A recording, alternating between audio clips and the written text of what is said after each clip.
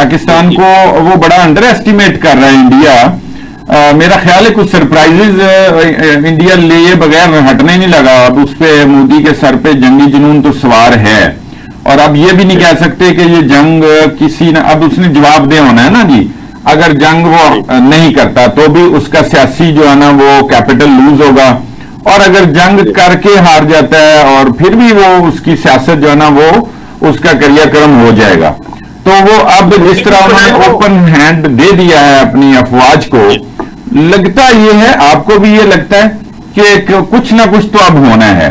अब देखिए तारड़ साहब ने भी कल कहा था कि हमारे पास ये इतलात हैं, या अगर ये कहीं रुक जाए को आलमी कुव्वतें इसमें कोई किरदार अदा करें तो 1.5 अरब जो आबादी है उसका कोई फायदा हो जाए, उनकी कोई मैशत जो है ना वो मजीद कमजोर ना हो।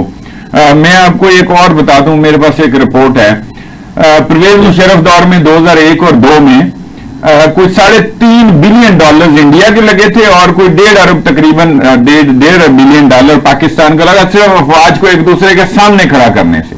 अब अगर ये जंग हो जाती है तो देखिए माशी तौर पे इस खित्ते की बदकिस्मती होगी, और इसको लोग देख रहे हैं खामोशी से। देखिए साहिब साहब, मैं समझता हूं कि हमारे पास तो गंवाने के लिए कुछ है ही नहीं। हम तो पहले ही हमारी मईशत जो है वो तबाह है, लेकिन भारत को ये सोचना चाहिए भारत के पास गंवाने के लिए बहुत कुछ है। अगर जंग होगी तो भारत के पास कुछ नहीं रहेगा। और अभी ये जो आपने हवाला दिया ना कि जो अख्तियार दे दिया है मोदी जी ने अपनी अफवाज को, ये बड़ी मज़ेदार खेल किस्म की सूरत हाल है। देखिए जो सिविलियन क़यादत है वो अख्तियार नहीं दिया करती, वो तो फैसला किया करती है, किया करती है। हाँ, तो ये जो मोदी जी ने ये तो अपने गले से उतार के उन्होंने जिम्मेदारी जो तीनों सर्विसेज चीफ्स हैं उन पर डाल दिया है कि जी आप लड़ो, आप करो।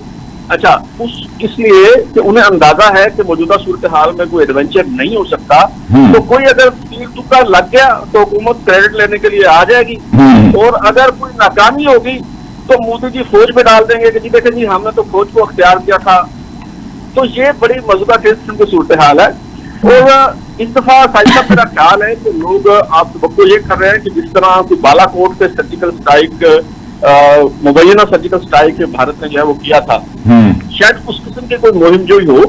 अब मेरा ख्याल है कि भारत इस दफा इस तरह की हमाकत नहीं करेगा, क्योंकि पहले उसे अंदाजा हो चुका है कि उसका क्या नतीजा निकला है और अब भी कोई नतीजा मुख्तलिफ नहीं होगा। इस दफा मेरा ख्याल है कि कोई और किस्म का एडवेंचर हो सकता है, कोई मिसाइल हमला किया जा सकता है। और बिलखुसूस भारत से जो रिपोर्ट्स आ रही है, जो हमारे हसास इदारों को रिपोर्ट मौसूल हो रही है, वो ये है कि बलूचिस्तान इस दफा निशाने पे है।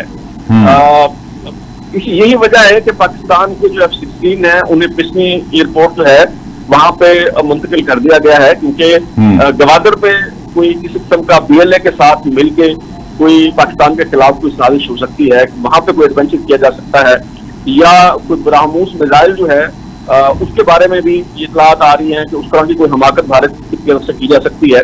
लेकिन पॉलिसी वही है, वो अगर 2 मिसाइल चलाएंगे तो हम 4 चलाएंगे, वो 4 चलाएंगे तो हम 8 डाल देंगे। तो अल्टीमेटली इस लड़ाई में ऐसा नहीं हो सकता कि भारत जो है वो पाकिस्तान को फतह कर ले या पाकिस्तान को निगल ले।